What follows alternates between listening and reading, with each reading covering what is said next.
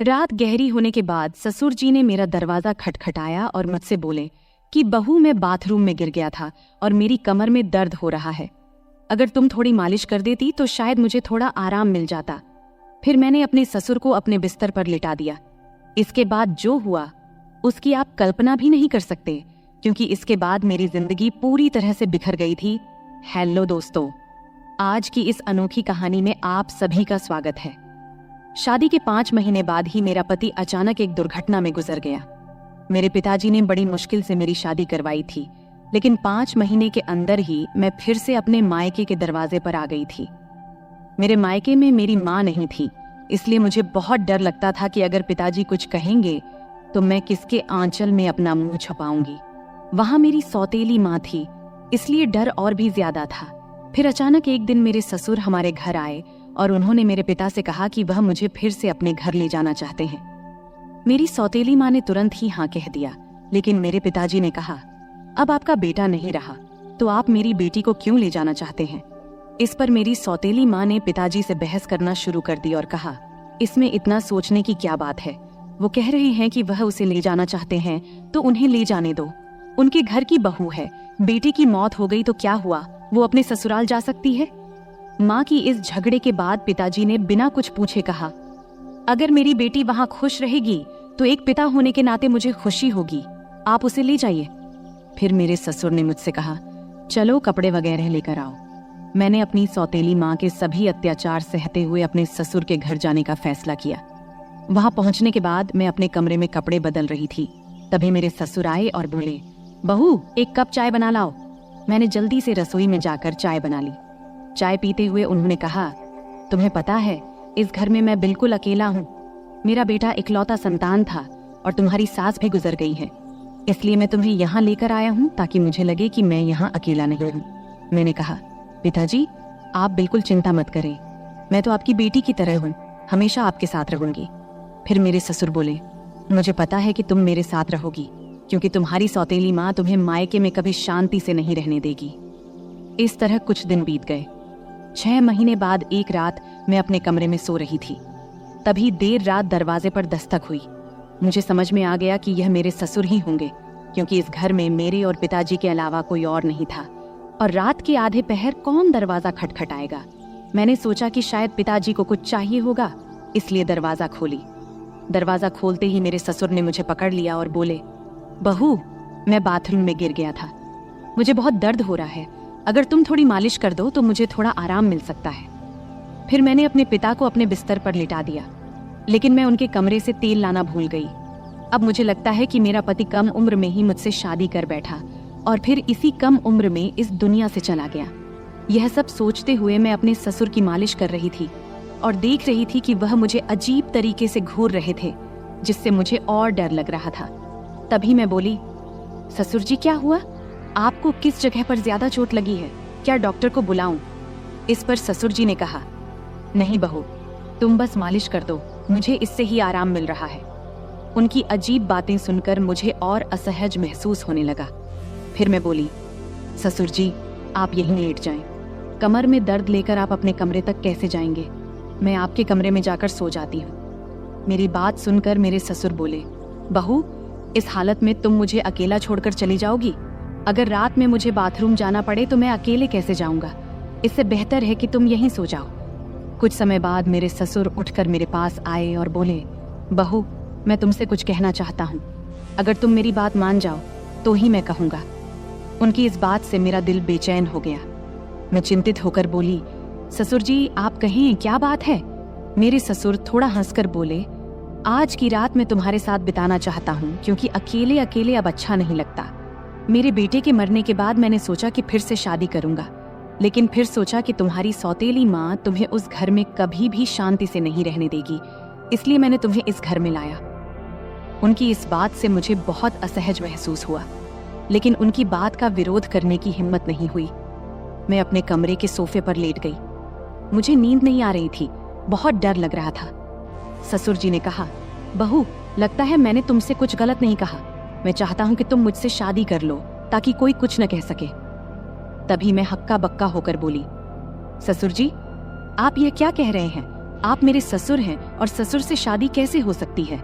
मेरे ससुर बोले, देखो बहू, मैं मानता हूँ कि कभी मैं तुम्हारा ससुर था, लेकिन तुम्हारे पति को मरे हुए अब 6 महीने हो चुके हैं। अब हमारे बीच ऐसा कोई रिश्ता नहीं है। मैं अकेला हूँ, तुम भी अकेली हो। हम एक दूसरे का साथ दे सकते हैं। उनकी इस बात को सुनकर मेरा मन विचलित हो गया। मैं कुछ कह नहीं पाई। एक ओर सौतेली माँ के अत्याचार, दूसरी ओर ससुर का अजीब व्यवहार। रात बीत गई और अगले दिन सुबह मैं अपने ससुर की बातों को बहुत सोची, अपनी स्थिति का विश्लेषण किया। ससुर का प्रस्ताव मुझे असंभव लग रहा था, लेकिन वास्तविकता मुझे कुछ निर्णय लेने पर मजबूर कर रही थी। फिर मुझे ख्याल आया कि मैं अपने पिताजी से जाकर बात करती हूँ, लेकिन ये सब बातें अपने खुद के पापा से करने की मुझे हिम्मत नहीं हुई, क्योंकि मुझे पता था कि पिताजी से बात करने के बाद मेरी जिंदगी में नई समस्याएं आ सकती हैं। इसलिए मैं उनके पास नहीं गई। ऐसे ही एक दिन शाम को मेरे ससुर को फिर से बात करने का मौका मिला। उन्होंने कहा, बहू, मैंने तुमसे कुछ गलत नहीं चाहा, बस चाहता हूं कि तुम मेरे जीवन में खुशी लाओ। मैं अकेला नहीं रह सकता, तुम्हारे साथ ही मेरी जिंदगी पूरी होती है। दोबारा ससुर जी से ये सभी बातें सुन मैं अंदर से कांपने लगी और कुछ बोल न पाई। थोड़ी देर बाद ससुर जी खुद ही बाहर चले गए। ऐसे ही मुझे ससुराल में और कुछ महीने बिताने के बाद मेरे ससुर और मेरे बीच एक अजीब सा संबंध बनता चला गया। पति की मौत के बाद मैंने सोचा था कि मैं अब इस दुनिया में बिल्कुल अकेली हो गई हूँ, लेकिन मेरे ससुर ने मेरे प्रति जो भावनाएं जाहिर की थी, उन्होंने मेरे जीवन को एक नई दिशा में मोड़ दिया। उनके शब्दों ने मुझे भीतर तक झकझोर कर रख दिया था। जब भी मैं सोने को जाती, उनके बातें मुझे परेशान करने लगती। वह कहते थे कि मेरे साथ रहने से उन्हें अपने अकेलेपन का एहसास नहीं होता और वह चाहते थे कि हम दोनों एक नई जिंदगी की शुरुआत करें। उस रात की बातचीत के बाद मैंने खुद को बहुत असमंजस में पाया। मन में कई सवाल उठ रहे थे। क्या यह सही है? क्या यह समाज के नियमों के खिलाफ नहीं जाएगा? लेकिन कहीं न कहीं मेरे दिल में यह बात भी थी कि शायद मेरे ससुर सच में अकेलेपन से जूझ रहे हैं। मैंने बहुत सोच विचार करने के बाद उनसे बात करने का फैसला किया। एक रात जब घर अड़ोस पड़ोस के सभी लोग सो चुके थे, तब मैं ससुर के कमरे का दरवाजा खटखटाई। उन्होंने दरवाजा खोला और मुझे देखकर थोड़ा हैरान हुए। मैं अंदर गई और बोली, ससुर जी, मैं आपसे कुछ महत्वपूर्ण बात करना चाहती हूँ। उन्होंने मुझे बैठने का इशारा किया और गंभीरता से बोले, क्या हुआ बहू, तुम इतनी रात गए क्यों आई हो? मैंने थोड़ी हिम्मत जुटाते हुए बोली, ससुर जी, मैंने आपके प्रस्ताव के बारे में बहुत सोचा है। मैं समझती हूँ कि आप अकेलेपन से जूझ रहे हैं और एक साथी की जरूरत महसूस कर रहे हैं, लेकिन इस रिश्ते के लिए एक शर्त है। हमारे बीच हमेशा सम्मान और प्यार का रिश्ता रहेगा। आप मुझे बेटी की तरह सम्मान देंगे और मैं आपको पिता की तरह आदर दूंगी। उन्होंने मेरी बात को ध्यान से सुना और थोड़ी देर बाद कहा, मैं तुम्हारी शर्त मानता हूँ, तुम्हारे सम्मान को हमेशा बनाए रखूंगा। उनकी यह बात सुनकर मेरे दिल का बोझ थोड़ा हल्का हो गया। मैंने उन्हें अपनी सहमति दे दी। फिर कुछ दिनों बाद हमने एक छोटे से समारोह में शादी कर ली। यह शादी समाज की नज़र में असामान्य थी, लेकिन हमने अपनी स्थिति को स्वीकार कर लिया था। शादी के बाद के दिन मेरे लिए बेहद चुनौतीपूर्ण रहे। गांव में लोग बातें बनाने लगे, रिश्तेदारों ने हमसे दूरी बनानी शुरू कर दी, लेकिन हमने इन सब की परवाह किए बिना अपने जीवन को आगे बढ़ाने का फैसला किया। हमारे रिश्ते में धीरे धीरे प्यार और समझ बढ़ने लगी। ससुराल में पहले जहां मैं खुद को असहज महसूस करती थी, अब वही घर मुझे अपना लगने लगा था। ससुर ने मेरे लिए हर संभव प्रयास किया ताकि मैं खुश रह सकूं। उन्होंने मेरी हर छोटी बड़ी जरूरत का ध्यान रखा और हर ख्वाहिश पूरी की। वह हर दिन मेरे लिए कुछ न कुछ खास करने की कोशिश करते थे। कभी मेरे पसंदीदा खाने की चीजें लाते, तो कभी मेरे लिए नई साड़ियां खरीदते। धीरे धीरे मैं भी उनके प्रति एक अलग तरह का आदर महसूस करना शुरू कर दी थी। हम दोनों ने मिलकर एक नई जिंदगी की शुरुआत किया। ससुर अब मेरे जीवन का एक अभिन्न हिस्सा बन चुके थे। हमारे बीच का रिश्ता अब सिर्फ ससुर और बहू का नहीं रहा, बल्कि दो दिलों का एक मजबूत बंधन बन गया था। वह मुझे हर उस समय सहारा देते थे जब मुझे उनकी जरूरत होती थी। उन्होंने मुझे फिर से हंसना सिखाया, जीवन को नए नजरिए से देखना सिखाया। शादी के कुछ महीने बाद मैंने महसूस किया कि हमारे बीच का यह नया रिश्ता मुझे एक नई दिशा दे रहा है। हमने मिलकर कई मुश्किलों का सामना किया और हर बार एक दूसरे का साथ दिया। ससुर के साथ मेरे इस नए रिश्ते ने मुझे जीवन के कई नए पहलू दिखाए। उन्होंने मुझे यह एहसास दिलाया कि जीवन में अगर साथी सही हो तो कोई भी मुश्किल इतनी बड़ी नहीं होती कि उसे पार न किया जा सके। समाज की नज़र में हमने बहुत कुछ सहा, लेकिन हमने अपने फैसले पर कभी पछतावा नहीं किया। हमारे रिश्ते में धीरे धीरे एक नए तरह का प्यार और सम्मान उभरने लगा।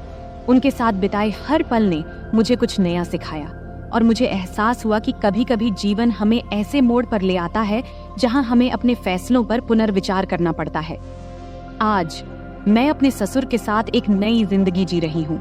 हमारे बीच का प्यार और सम्मान पहले से भी अधिक मजबूत हो गया है। वह मेरे जीवन के सबसे महत्वपूर्ण व्यक्ति बन चुके हैं। उनके साथ बिताए हर पल ने मुझे यह सिखाया है कि जीवन में चाहे कितनी भी मुश्किलें क्यों ना आए, अगर हमारे पास सही साथी हो तो हम हर मुश्किल का सामना कर सकते हैं। इस तरह हमारे बीच का रिश्ता धीरे धीरे और गहरा होता गया। उनके साथ बिताए हर पल ने मुझे यह सिखाया कि जीवन को कैसे नए सिरे से जिया जाए। हमने मिलकर अपने जीवन की हर चुनौती का सामना किया और हर बार जीत हासिल की। अब हमारे बीच का यह नया रिश्ता मुझे एक नई जिंदगी के सपने दिखाने लगा है। तो दोस्तों, ये थी हमारी आज की छोटी सी कहानी। आपको ये कहानी कैसी लगी? कमेंट करके जरूर बताएं। अगर आपको ये कहानी पसंद आई हो तो इसे लाइक करें और अपने दोस्तों के साथ शेयर करें।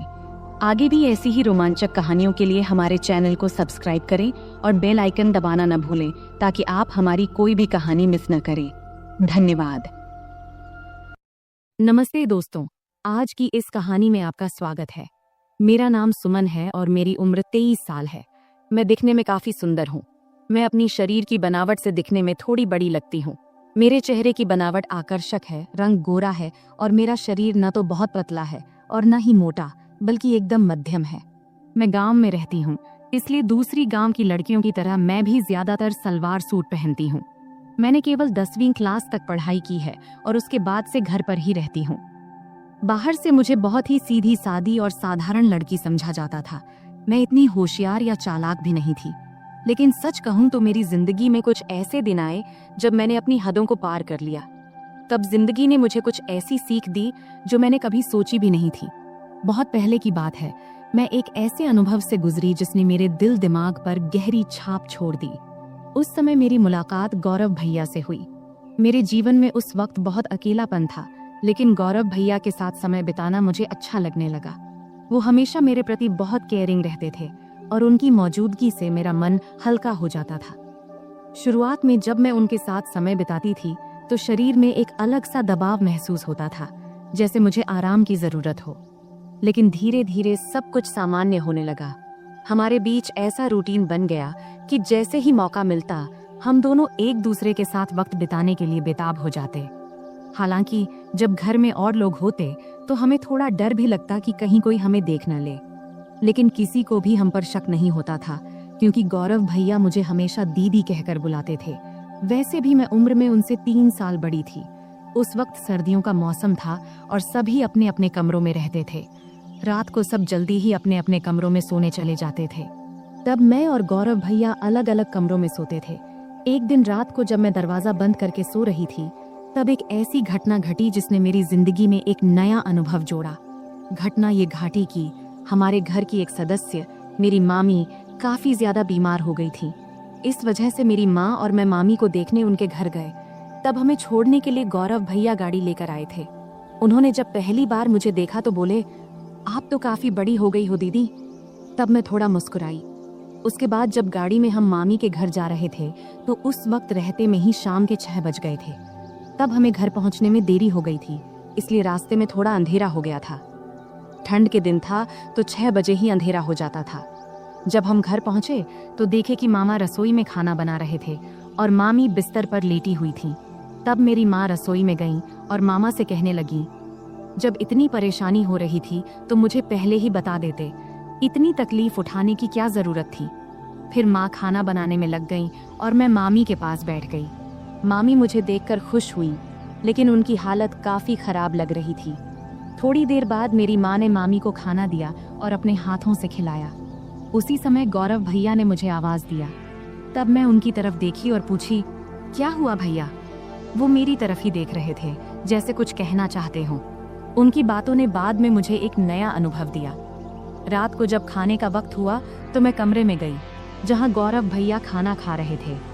उन्होंने मुझे देखते ही कहा, दीदी आइए साथ में खाना खाते हैं। मैंने मना करते हुए कहा, नहीं भैया आप पहले खाइए, मैं बाद में खा लूंगी। लेकिन उन्होंने जोर देकर मुझे बैठा लिया। मैं भी भूखी थी, इसलिए ज्यादा ना नुकुर नहीं की और हम दोनों ने साथ बैठकर खाना खाने लगी। तब हम दोनों ने बहुत मजे से खाना खाया, क्योंकि खाना हम साथ लेकर आए थे। खाना खत्म होने के बाद मैं अपनी माँ के कमरे में सोने के लिए जाने लगी। तभी गौरव भैया ने कहा, दीदी अगर आपको बुरा ना लगे तो आप यहीं मेरे कमरे में सो जाइए। उनकी ये बात सुनकर मैं हैरान रह गई और मैंने कहा, नहीं भैया मैं माँ के साथ सोऊंगी। लेकिन तब बार बार वे मुझसे विनती करने लगे। आखिरकार मैं मान गई, ठीक है मैं यहाँ सो जाऊंगी, लेकिन पहले मम्मी को बता देना चाहती हूँ कि मैं आपके कमरे में सोऊंगी। इस पर गौरव भैया खुद जाकर मम्मी को बताए कि मैं उनके कमरे में सो रही हूँ। इधर मैंने अपने सलवार कुर्ते बदल लिए, क्योंकि मेरे कपड़े थोड़े ज्यादा टाइट थे। जब गौरव भैया ने मुझे नए कपड़ों में देखा तो मुस्कुराते हुए बोले, दीदी आप इस ड्रेस में कमाल की लग रही हैं, आप इतनी खूबसूरत क्यों हैं? तब मैंने कुछ नहीं कहा, बस मुस्कुराकर बात बदल दी। फिर मैंने चादर ओढ़ ली और बिस्तर पर बैठ गई। गौरव भैया भी अपने सोने का इंतजाम नीचे फर्श पर करने लगे। तब मैंने कहा, भैया बिस्तर पर ही सो जाओ, यहाँ काफी जगह है। मेरे कहते ही गौरव भैया भी चादर ओढ़कर मेरे पास बैठ गए। गौरव भैया बहुत हंसमुख और मजाकिया इंसान थे। उन्होंने मजेदार बातें करके मुझे काफी देर तक हंसाया। बात करते करते कब रात के 12 बज गए पता ही नहीं चला और न जाने कब मैं सो गई। सुबह जब मेरी नींद खुली तो मैंने देखा कि गौरव भैया मेरे बालों से खेल रहे हैं। मुझे जागते देख वो मुस्कुराते हुए बोले, गुड मॉर्निंग दीदी, कैसी हो? मैं भी मुस्कुराते हुए बोली, बहुत बढ़िया भैया। फिर हम दोनों चादर के अंदर बैठकर बातें करने लगे। तभी उसी वक्त मम्मी हमारे लिए गर्मा गर्म चाय लेकर आईं। सुबह बहुत ठंडी थी, इसलिए चादर में बैठकर चाय पीना अच्छा लग रहा था। गौरव भैया बार बार मेरी तरफ देख रहे थे। मैंने मुस्कुराते हुए पूछा, क्या है भाई, ऐसे क्यों देख रहे हो? वो मजाक करते हुए बोले, आपकी आंखें बहुत बड़ी और खूबसूरत हैं। सच कहूं दीदी, आपकी आंखों में देखने से मन खुश हो जाता है। तब मैं मस्ती में बोली, सुबह जब मैं सो रही थी तब क्या कर रहे थे? तब वो हल्का सा मुस्कुराए और बोले, कुछ नहीं दीदी, आपके बाल ठीक कर रहा था। गौरव भैया दिखने में काफी सुंदर थे। उनके चेहरे पर अभी दाढ़ी मूंछ भी नहीं आई थी और चेहरा बहुत साफ था। मेरी तुलना में उनकी हाइट थोड़ी सी कम थी, लेकिन उनकी कुछ हरकतें मुझे कभी कभी हैरान कर देती थीं। सुबह का वक्त थोड़ा व्यस्त था। मम्मी घर के कामों में व्यस्त थीं और मामू काम पर जाने के लिए तैयार हो रहे थे। तब मैं भी मम्मी की मदद करने लगी। इतने में मामू खाना पैक करके काम पर निकल गए। मेरी रोज सुबह नहाने की आदत थी, इसलिए रोज की तरह मैं नहाने के लिए बाथरूम की ओर गई। मुझे नहीं पता था कि गौरव भैया भी उसी वक्त नहाते हैं। जैसे ही मैंने बाथरूम का दरवाजा खोला तो मैं शर्म से लाल हो गई और तेजी से अपने कमरे में भाग आई। गौरव भैया उस वक्त नहा रहे थे। उनके चेहरे पर साबुन लगा था, इसलिए उन्होंने मुझे देखा भी नहीं। लेकिन मैं इतनी ज्यादा शर्मिंदा हो गई कि वह दृश्य बार बार मेरे दिमाग में घूमने लगा। कमरे में बैठकर मैं अपनी ही सोच में खो गई और हल्के हल्के हंसने लगी। इतने में गौरव भैया नहाकर कमरे में आए। मुझे अकेले हंसते हुए देखकर उन्होंने मजाक में कहा, क्या बात है दीदी, आज तो बहुत खुश लग रही हो। उनकी बात सुनकर मैं थोड़ा चुप हो गई और बोली, नहीं भाई ऐसा कुछ नहीं है, बस यूं ही हंस रही थी। गौरव भैया ने मोबाइल चलाते हुए पास आकर बैठ गए और बोले, सच सच बताओ दीदी, क्या सोच रही थी जो इतनी हंसी आ रही थी? तब मैंने हंसते हुए कहा, नहीं भाई कुछ भी खास नहीं। लेकिन गौरव भैया जिद करने लगे, नहीं दीदी बताओ ना, नहीं बताओगी तो मैं गलत ही समझ लूंगा। तब मैंने कहा, प्लीज भैया इस बात को यहीं खत्म करो, इसमें सोचने लायक कुछ भी नहीं है। फिर मैं जल्दी से उठी और नहाने के लिए चली गई। नहाने के बाद मैं कमरे में वापस आई और मजाक में मैंने जानबूझकर थोड़ा सा पानी गौरव भैया की तरफ उछाल दी। ये देखकर गौरव भैया अचानक उठ खड़े हुए और मेरे बाल पकड़कर मुझे बिस्तर पर बैठा दिया। उनका ये रवैया देखकर मुझे गुस्सा आ गया। मैंने गुस्से में कहा, ये क्या कर रहे हो भैया? और गुस्से में उनका हाथ झटक दिया। इसके बाद गौरव भैया बिना कुछ कहे चुपचाप कमरे से बाहर चले गए। उनका ये व्यवहार देखकर मैं भी हैरान रह गई थी। मुझे खुद पर पछतावा होने लगा कि शायद मुझे ऐसा नहीं करना चाहिए था। फिर जल्दी से मैं अपनी बाल ठीक की और मम्मी के पास चली गई। मामी का ध्यान रख रही थीं। उन्हें दवा दे रही थीं और खाना तैयार कर रही थीं। तभी मामी ने मुझसे कहा, जाकर गौरव को बुला ला, उसे गरम गरम खाना खा लेने को बोल दे, वरना ठंडा हो जाएगा। मुझे पता था कि गौरव भैया मुझसे नाराज है। जब मैं उन्हें बुलाने गई तो देखा कि वो छत पर बैठे फोन देख रहे हैं। मैंने आवाज लगाई, भैया नीचे आओ, मम्मी बुला रही हैं, खाना खा लो। लेकिन उन्होंने कोई जवाब नहीं दिया। तब मैं और पास गई और कहा, प्लीज भैया मुझसे नाराज मत हो, मुझसे गलती हो गई, मैं माफी मांगती हूँ। तब भी वो मेरी तरफ देखा भी नहीं और फोन देखते रहे। तब मैंने उनके हाथ को पकड़कर कहा, भैया गलती सिर्फ मेरी नहीं थी, तुमने भी तो मेरे बाल खींचे थे, इसलिए मुझे गुस्सा आ गया था, अब इतना नाराज मत हो। तब मेरी आंखों में आंसू आ गए और मैंने रोते हुए कहा, भैया प्लीज इतना गुस्सा मत करो, अगर मेरी गलती है तो मुझे एक नहीं 2 चांटे मार दो, लेकिन ऐसे चुप मत रहो। मुझे रोता देख गौरव भाई का गुस्सा थोड़ा ठंडा हो गया। उन्होंने धीरे से कहा, ठीक है, रो मत, लेकिन तुम्हें मुझ पर हाथ नहीं उठाना चाहिए था। खैर छोड़ो, चलो खाना खा लेते हैं। तब मैंने कहा, पहले ये तो कहो कि तुमने मुझे माफ कर दिया है। तब वो हंसकर बोले, अरे बहुत हो गया, अब चुप हो जाओ, वरना मुझे और ज्यादा माफिया मांगनी पड़ेंगी। फिर हम दोनों नीचे गए और खाना खाने बैठे। मम्मी और मामी पहले ही खा चुकी थी। मम्मी रसोई का काम खत्म कर रही थी। खाने के बाद मैं मामी के पास बैठ गई और उनके साथ बातचीत करने लगी। मामी की तबीयत का हालचाल लेने लगी। इसी बीच मम्मी ने कहा, हम दोनों पास के घर में मिलने जा रहे हैं, तुम और गौरव यहीं रहो। मैंने गौरव से कह दिया है कि कहीं बाहर ना जाए, हम जल्दी लौट आएंगे। फिर मम्मी और मामी बाहर चली गईं और मैं मामी का कमरा साफ करने लगी। तभी गौरव भैया मस्ती करते हुए आ गए। मैंने उनसे कहा, भैया प्लीज मेरे लिए कुछ ला दो। उन्होंने मुस्कुराकर कहा, बोलो दीदी क्या चाहिए। मैंने कहा, मेरे लिए चॉकलेट ले आओ, मुझे बहुत पसंद है। गौरव भैया हंसते हुए बोले, ठीक है, तुम कमरे की सफाई करो, मैं चॉकलेट लेकर आता हूँ। गौरव भैया चॉकलेट लेने चले गए और मैं कमरे की सफाई करने लगी। जब मैंने मामी की अलमारी खोली तो वहाँ मेकअप का सामान रखा देखी। सजने संवरने का मेरा भी बहुत शौक था, तो मैंने मामी का मेकअप इस्तेमाल करना शुरू कर दिया। फिर मैंने मामी के झुमके और गहने पहन लिए और अलमारी से लाल साड़ी निकाल ली। जब गौरव भैया चॉकलेट लेकर वापस आए तब मैं पूरी तरह से सज धज कर नई दुल्हन की तरह तैयार हो चुकी थी। तब मैंने बाल खोल रखे थे, लिपस्टिक लगा रखी थी और हाथों में चूड़ियां भी पहन ली थीं। जैसे ही वे कमरे में दाखिल हुए, मुझे इस रूप में देखकर हैरान रह गए। उनके मुंह से बस यही निकला, दीदी आप तो शानदार लग रही हैं। फिर मैंने उनसे चॉकलेट ली और बिस्तर पर बैठकर खाने लगी। गौरव भैया भी पास में बैठ गए और तब उनकी नजरें मुझसे हट नहीं रही थीं। तब मैंने कहा, भैया इतना मत देखो, मुझे असहज लग रहा है। गौरव भैया हंसकर बोले, क्या करूं दीदी, आप पर से नजर हट ही नहीं रही, आप साड़ी में इतनी सुंदर लग रही हो, मानो कोई परी हो। फिर मजाक में बोले, मन कर रहा है कि आपको अपनी दुल्हन बना लूं। मैं समझ रही थी कि उस वक्त उनके मन में क्या चल रहा था, पर मैंने हल्की हंसी के साथ बात को दूसरी ओर मोड़ दिया। मैंने मजाक में कहा, तो फिर रुक क्यों गए, बताओ मुझे पत्नी बनाकर क्या करोगे। तब गौरव भैया थोड़ा हंसकर बोले, रहने दो दीदी, मुझे पता है तुम जानबूझकर ये पूछ रही हो। तब मैंने कहा, तो क्या तुम अपनी दीदी का फायदा उठाना चाहते हो, अगर मम्मी को पता चल गया तो क्या होगा। तब गौरव भैया बोले, दीदी इतनी चिंता मत करो, हम तो घर में ही हैं और किसी को पता भी नहीं चलेगा, तुम बस एक बार हाँ कह दो, मैं सब संभाल लूंगा। तब मैंने मुस्कुराते हुए कहा, तो पहले बताओ तुम ये सब साड़ी देखकर कह रहे हो या पहले से ऐसा सोच रहे थे। गौरव भैया हंसकर बोले, सच कहूं तो जब से तुम आई हो तभी से ऐसा लग रहा है, अगर तुम एक बार मान जाओ तो सब आसान हो जाएगा।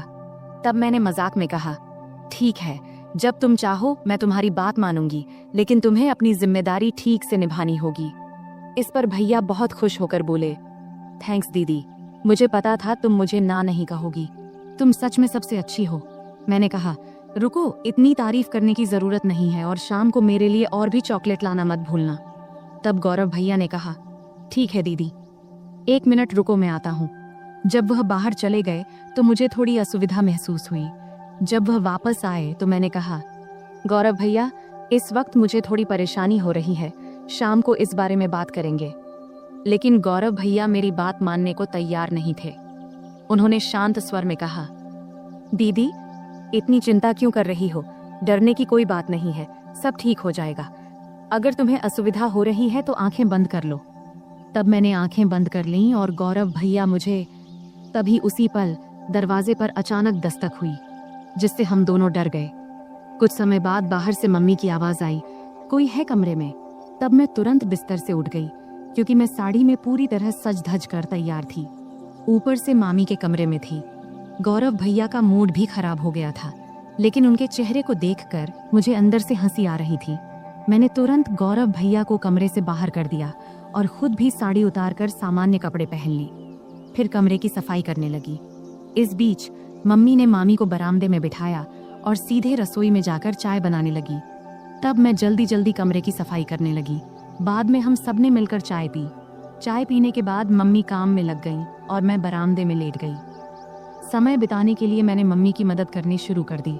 कुछ समय बाद मैंने देखा कि गौरव भैया कहीं नहीं दिख रहे हैं। जब मैं उन्हें ढूंढने गई तो देखी कि वह बाथरूम से बाहर निकलकर हाथ धो रहे थे, लेकिन उनके चेहरे से लग रहा था कि उनका मूड अभी भी ठीक नहीं है। तब उन्हें देखकर मैं हंसी नहीं रोक पाई और हंसते हुए बोली, क्या हुआ, इतना उदास क्यों हो? मजाक में मैंने कहा, भैया तुम ऐसे क्यों हो? गौरव भैया हंसते हुए बोले, अगर तुम मेरी जगह होती तो तुम भी ऐसे ही करती। तुम लड़की हो, इसलिए इतनी बातें कर पा रही हो। मैं हंसकर बोली, ठीक है भैया, बस थोड़ा इंतजार करो, रात होने पर तो कोई डिस्टर्ब नहीं करेगा। तब गौरव भैया बोले, दीदी समस्या तो इसी रात के इंतजार में है, हर मिनट घंटों जैसा लग रहा है। तभी मम्मी ने आवाज दी, तुम्हारे भाई बहन की बातें खत्म हो गई हो तो थोड़ा काम में हाथ बंटाओगे? मम्मी की आवाज सुनते ही मैं उठकर जाने लगी और जाते जाते मजाक में बोली, गौरव भैया याद रखना, अगर चॉकलेट नहीं मिला तो मैं भी कुछ नहीं दूंगी। फिर मैं रसोई में चली गई। इस बीच मामा भी घर लौट आए थे। तब मैंने उन्हें खाना परोस दिया। मामा जी बहुत थके हुए थे, वे हमारे साथ थोड़ा बैठकर बात किए, फिर जल्दी सो गए। मम्मी मामी को खाना खिला रही थी और उन्हें दवाई दे रही थी। मैंने भी अपना खाना खा लिया और समय बिताने के लिए टीवी देखने लगी। सर्दी का मौसम होने के कारण हम जल्दी बिस्तर में चले गए, लेकिन मम्मी अभी भी अपने काम में लगी हुई थी। तब मैं मामी के कमरे में चली गई और बैठकर फोन में व्यस्त हो गई। इतना डूबी थी कि मुझे पता ही नहीं चला कि कब गौरव भैया खाना खाकर अपने कमरे में चले गए और मेरा इंतजार कर रहे थे। मैं अपनी रोज की सीरियल देखने में व्यस्त थी। जब मैं नहीं गई तो गौरव भैया खुद मुझे बुलाने आ गए। कमरे में आकर भैया बोले, दीदी आओ, मैं तुम्हारा बहुत देर से इंतजार कर रहा हूँ। तभी मम्मी ने कहा, कोई बात नहीं, अगर तुम अकेले सोना चाहते हो तो सो जाओ, तुम्हारी दीदी मेरे साथ सो जाएगी। मम्मी की बात सुनते ही भैया जल्दी से बोले, नहीं नहीं, हम तो बस बातें कर रहे थे, वैसे भी कुछ दिनों बाद आप लोग चले जाएंगे, फिर पता नहीं कब मुलाकात होगी और दीदी के साथ खेल पाऊंगा। तब मैंने मम्मी को आश्वस्त करते हुए कही, मम्मी भैया सही कह रहे हैं। इसके बाद मम्मी ने कहा, ठीक है, जैसा तुम चाहो, और हम कमरे में चले गए। कमरे में जाते ही गौरव भाई ने जल्दी से दरवाजा बंद कर दिया। तब मैं समझ गई कि भैया अब और इंतजार नहीं कर पा रहे हैं, लेकिन तब भी मम्मी और मामी जाग रहे थे, इसलिए मैंने कहा, भैया थोड़ा धैर्य रखो, सब सो जाएं, फिर बात करेंगे। अगर किसी ने मेरी आवाज सुन ली तो मुश्किल हो जाएगी। भैया बोले, दीदी और इंतजार नहीं होता। तभी मुझे चॉकलेट की याद आई। मैंने कहा, ठीक है भैया, लेकिन पहले मेरी चॉकलेट दो। भैया ने तुरंत जेब से चॉकलेट निकालकर दे दिया। फिर मैं चॉकलेट खाने लगी और भैया परफ्यूम लगाने लगे। शुरुआत में हम मजाक में थोड़ी थोड़ी नोक झोंक करने लगे। इससे हमारे बीच मजेदार झगड़ा शुरू हो गया। हम बिस्तर पर कूदने लगे, क्योंकि हमारी उम्र अभी भी छोटे बच्चों जैसी थी। तभी मम्मी ने चिल्लाकर कहा, सुमन बहुत हो गया, अब सो जाओ, क्योंकि बिस्तर की आवाज उनके कमरे तक जा रही थी।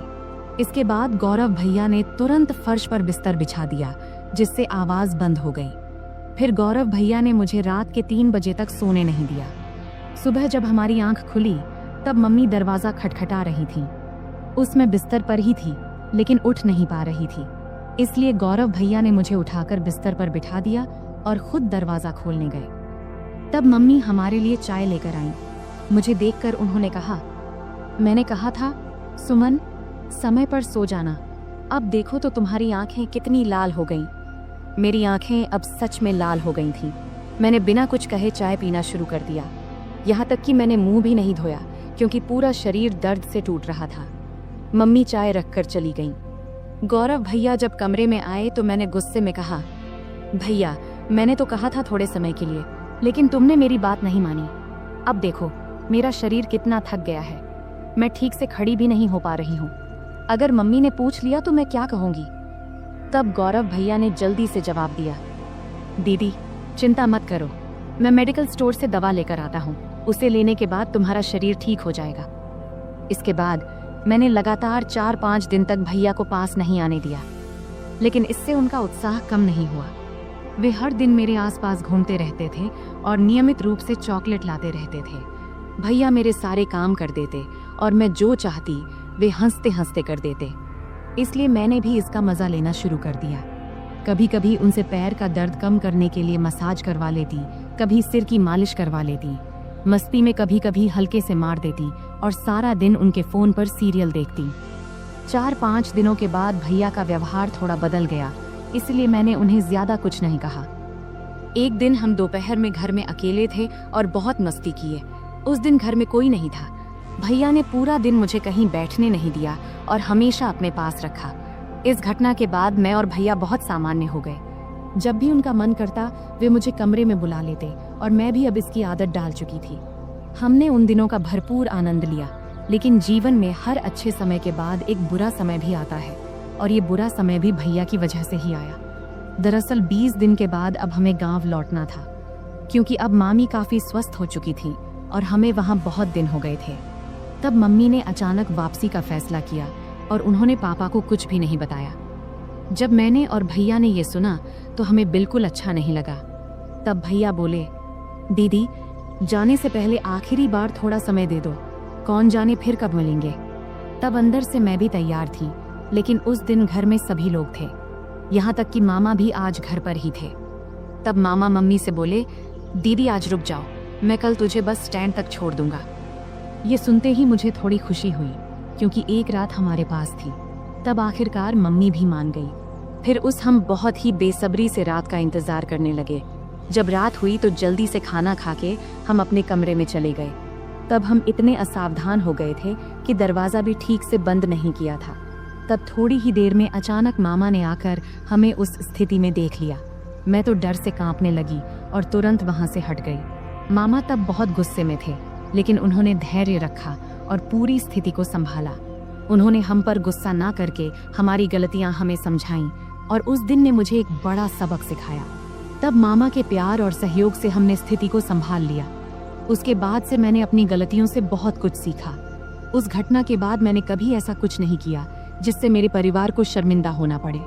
तो दोस्तों, हमारी जिंदगी में गलतियां हो सकती हैं, लेकिन उनसे सीखना सबसे महत्वपूर्ण है। अगर आपके जीवन में कभी ऐसी स्थिति आए तो उसे संभालने की कोशिश करें और परिवार के साथ हमेशा खुलकर बात करें।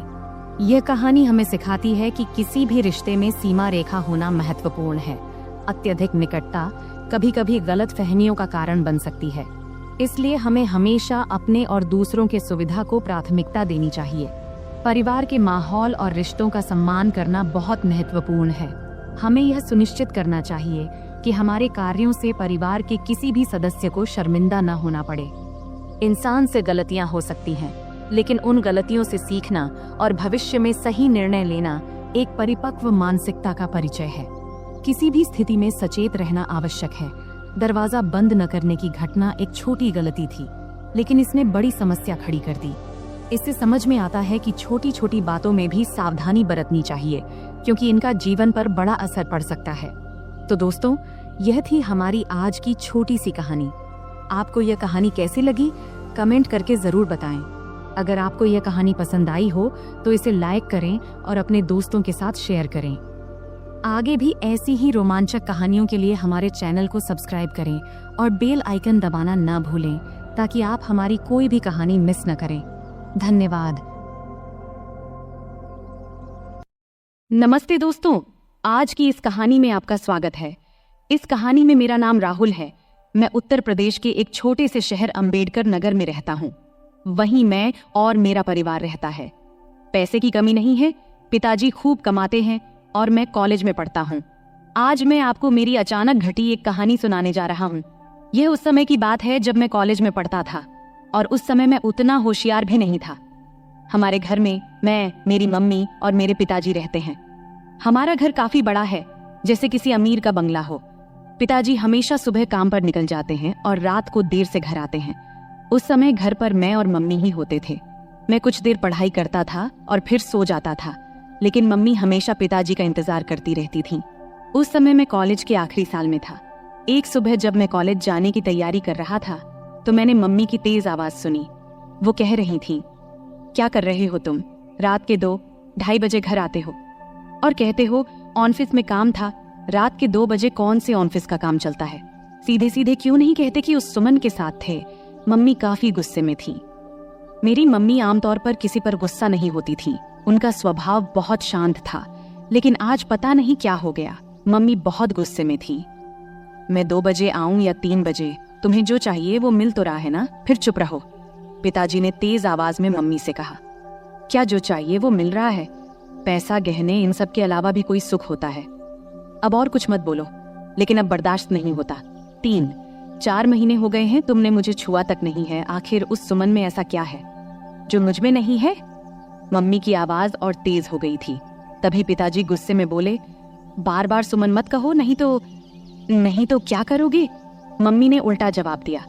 उस समय पिताजी का गुस्सा बहुत बढ़ गया था। तभी अचानक धमाक की आवाज आई और उसके साथ ही मम्मी की चीख से पूरा घर गूंज उठा। मैं तुरंत अपने कमरे से भागकर उनके बेडरूम की ओर गया। जो दृश्य मैंने देखा उसे देखकर मैं सन्न रह गया। पिताजी मम्मी को बेल्ट से मार रहे थे। मम्मी दर्द से चीख रही थी, लेकिन पिताजी रुकने का नाम नहीं ले रहे थे। मैंने बिना कुछ सोचे समझे मम्मी के ऊपर छलांग लगा दिया ताकि उन्हें बचा सकूं, लेकिन पिताजी अभी भी नहीं रुके। जैसे ही मुझे भी 2-4 फटकारें लगी, पापा रुक गए और तिलमिलाते हुए मेरी ओर गुस्से में देखने लगे और फिर घर से बाहर चले गए। फिर मैंने मम्मी की ओर देखा। मम्मी की आंखों से आंसुओं की धारा बह रही थी।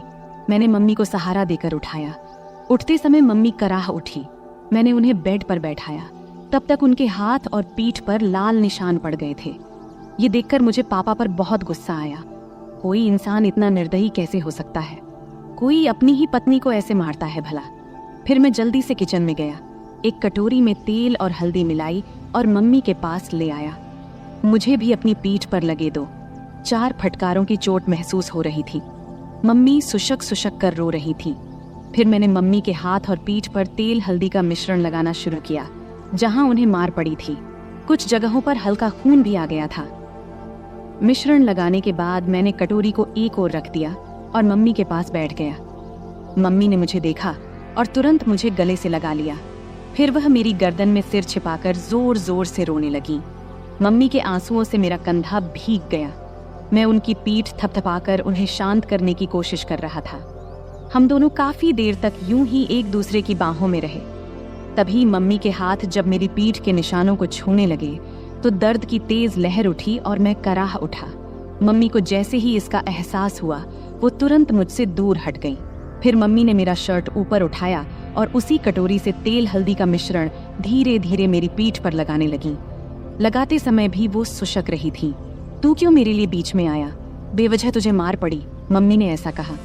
फिर मैंने उनसे कहा, मम्मी, तुम्हारे लिए अगर मेरी जान भी चली जाती तो मुझे कोई दुख नहीं होता, लेकिन उन्होंने तुम्हें क्यों मारा? जब मैंने यह पूछा तब मम्मी मेरी ओर देखते हुए बोली, तुझे बताऊं या ना बताऊं ऐसा सोच रही हूँ। छोड़, पर अब तुझे ये सब जान लेना चाहिए। पिछले 2 साल से तुम्हारे पापा ऑफिस की एक लड़की के चक्कर में हैं। रात को देर से आते हैं और मेरा तो जैसे कोई अस्तित्व ही नहीं है उनके लिए। और मुझे ये बताते हुए भी शर्म आ रही है कि पिछले कई महीनों से उन्होंने मुझे छुआ तक नहीं है। कई बार तो मन करता है कि अपनी जान दे दूं, पर मेरे बाद तेरा क्या होगा, ये सोचकर मैंने ऐसा कदम नहीं उठाया। पर सच में अब इस जिंदगी से थक चुकी हूँ। अब मैंने तय कर लिया है, एक ही घर में रहूंगी, लेकिन उनसे कोई भी संबंध नहीं रखूंगी। मम्मी की ये बातें सुनकर मैं सोच में पड़ गया। इतनी खूबसूरत, सुशिक्षित और समझदार मम्मी होने के बावजूद पापा किसी दूसरी औरत के चक्कर में कैसे पड़ गए? मन ही मन मैंने पापा के इस कर्म को दोषी ठहराया। मम्मी वाकई बहुत सुंदर थी। सुंदर चेहरा, नाजुक नाक, गुलाबी होंठ, 5.5 फुट की ऊंचाई, गोरा रंग। वो एकदम किसी चित्र में बनाई गई देवी की तरह दिखती थी। फिर भी पिताजी को उनकी सुंदरता क्यों नहीं दिखती देती थी। उस दिन के बाद से मम्मी ने पापा से बात करना बंद कर दिया। वो मेरे कमरे में मेरे पास ही सोने लगी। पापा महीने में घर का सारा सामान भरवा देते थे और टीवी के पास वाली दराज में 5 से 7 हजार रुपये रख जाते थे। अब तो पापा घर पर खाना भी नहीं खाते थे, वो उस औरत के घर से ही खाकर आते थे और कभी कभी घर आते भी नहीं थे। धीरे धीरे ऐसे ही और 3 साल बीत गए। तब मैं कॉलेज की पढ़ाई पूरी कर चुका था और एक IT कंपनी में काम करने लगा था और अब मैं 24 साल का हो गया था। रोज का व्यायाम और अच्छा खान पान करने की वजह से मेरी सेहत भी अच्छी हो गई थी। अब तो पापा महीने में 2-3 बार ही घर आते थे, मुझसे भी कम ही बात करते थे। हालांकि मम्मी अब उस सदमे से उबर चुकी थी, लेकिन उनके चेहरे पर हमेशा उदासी छाई रहती थी। मैंने उन्हें कभी हंसते हुए नहीं देखा था। यह देखकर मुझे बहुत बुरा लगता था। जब मैं नौकरी पर गया तो कंपनी ने मुझे लैपटॉप दिया, इसलिए मैंने घर पर इंटरनेट कनेक्शन भी लगवा लिया। बचपन से मम्मी के साथ रहने के कारण मेरे पास ज्यादा दोस्त नहीं थे। मम्मी ही मेरी सबसे करीबी दोस्त थी। संध्या के समय जब मैं काम से घर लौटता तो फ्रेश होकर चाय पीता और फिर बेडरूम में जाकर लैपटॉप पर इंटरनेट चलाता। ये मेरा समय बिताने का जरिया बन गया था। उस वक्त की उम्र के कारण मैं इंटरनेट पर तरह तरह फिल्में देखता रहता था, लेकिन मुझे सबसे ज्यादा माँ और बेटे के बीच की फिल्में पसंद आने लगी थी। धीरे धीरे मेरी नजरें मम्मी को देखने के तरीके में भी बदलाव आने लगा था। एक दिन सोमवार का दिन था, रात के करीब 9 बजे होंगे। अचानक पापा घर आए। हमारा घर मम्मी के नाम पर था। पापा मम्मी से कहने लगे कि घर उनके नाम कर दें। तब मम्मी ने इनकार किया तो पापा उन्हें बहुत बुरा भला कहने लगे। मम्मी चुपचाप सुनती रहीं। तभी पापा ने मम्मी के गाल पर थप्पड़ मार दिया। ये देख अब मेरा खून खौल उठा। पापा दूसरा थप्पड़ मारने ही वाले थे, तभी मैंने उनका हाथ पकड़ लिया और कहा, पापा अब बहुत हो गया, ये तमाशा बहुत हो चुका है, अब और नहीं सहन कर सकता। आज से इस घर में कदम रखा तो इसका अंजाम अच्छा नहीं होगा। फिर मम्मी ने भी गुस्से में पापा को खूब डांटा। पापा मम्मी की जोर से डांटने पर अचानक रुक गए और मेरे ताकतवर शरीर को देखकर वहां से चले गए। फिर मैंने दरवाजा बंद कर दिया और मम्मी के पास चला गया। मम्मी ने मुझे आंसुओं से भरी आंखों से देखा और दौड़ते हुए आईं। फिर मुझे गले से लगा लिया और फूट फूट कर रोने लगी। मैंने भी मम्मी की कमर को कसकर पकड़ा और उन्हें अपनी बाहों में भर लिया। मम्मी हिचकियां ले रही थी और बोल रही थी, ठीक किया बेटे, इस आदमी की यही औकात है। आज के बाद अगर ये घर में दोबारा ना आए तो अच्छा ही है। मम्मी बोली, अब इस घर में उसकी आने की हिम्मत नहीं होगी और अगर आ भी गया तो मैं उसे छोड़ूंगा नहीं। मैंने गुस्से में मम्मी से कहा। फिर मम्मी ने चिंतित होते हुए कहा, राहुल बेटा, मत उलझ इस आदमी से। अगर तुझे कुछ हो गया तो मैं किसके सहारा रहूंगी।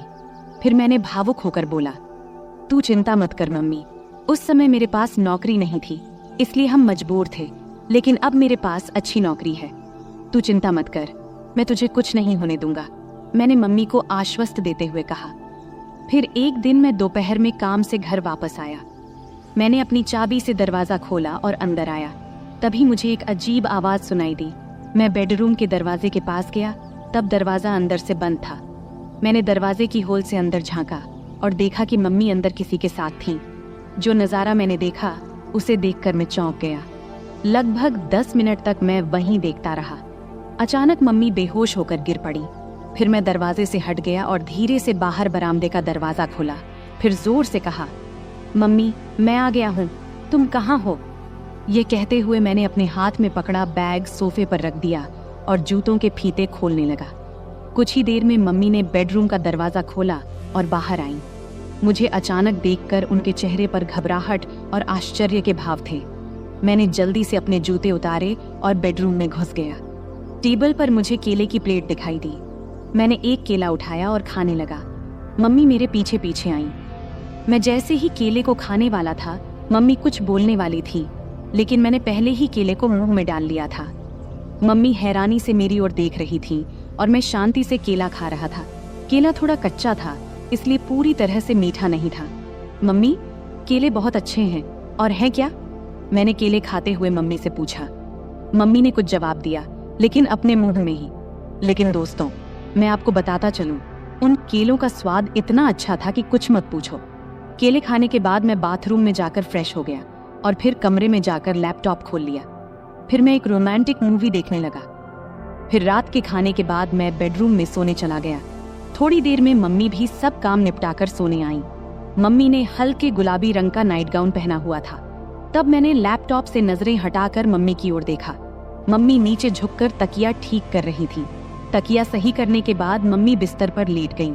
तब मैंने भी अपना लैपटॉप बंद कर दिया, फिर लाइट बंद किया और सोने की कोशिश करने लगा। लेकिन मुझे नींद नहीं आ रही थी। मेरे दिमाग में दिन की वो घटना बार बार घूम रही थी। बहुत देर तक मैं जागा रहा, जबकि मम्मी शांति से सो रही थी। कुछ समय बाद मम्मी ने करवट ली और मेरी तरफ पीठ करके सो गईं। फिर उन्होंने छत की ओर मुंह करके लेटना शुरू किया। मैं थोड़ी देर के लिए डर गया, लेकिन जब मम्मी जागी नहीं तो मुझे थोड़ी राहत मिली। मेरी हिम्मत बढ़ी और मैं धीरे धीरे मम्मी की ओर देखने लगा। मम्मी ने कुछ ही पल के लिए मेरी ओर देखा और फिर अपनी आंखें बंद कर लीं। मैंने समझ लिया कि वो अभी भी जाग रही हैं। मैं थोड़ा और आगे बढ़ा और खुद को संतुष्ट महसूस किया। मम्मी भी खुश थीं। उन्होंने कुछ नहीं कहा, लेकिन मुझे एहसास हो रहा था कि उन्हें भी संतोष मिला है। मम्मी, क्या हुआ? तुम चुप क्यों हो? क्या तुम्हें अच्छा नहीं लगा? मैंने जब ऐसा पूछा तब उन्होंने बोला, नहीं रे बेटा, मुझे तो बहुत अच्छा लगा। तूने मम्मी को बहुत खुश किया। फिर मैंने मम्मी के पीठ पर प्यार से हाथ फेरते हुए कहा, मम्मी, अब से तुम्हें केले खाने की जरूरत नहीं पड़ेगी। मैंने मम्मी के कान में धीरे से ऐसा कहा। तब मम्मी बोल उठी, बेटा, तुझे ये कैसे पता चला? मम्मी ने आश्चर्य से मेरी ओर देखते हुए पूछा। तब मैंने उन्हें बताया कि आज दोपहर जब मैं घर आया तो कमरे से तुम्हारी आवाज सुनाई दी। जब मैंने दरवाजे की होल से देखा तो मुझे सब समझ में आ गया। तभी मैंने ठान लिया था कि अब से मम्मी को किसी भी चीज की कमी नहीं होने दूंगा।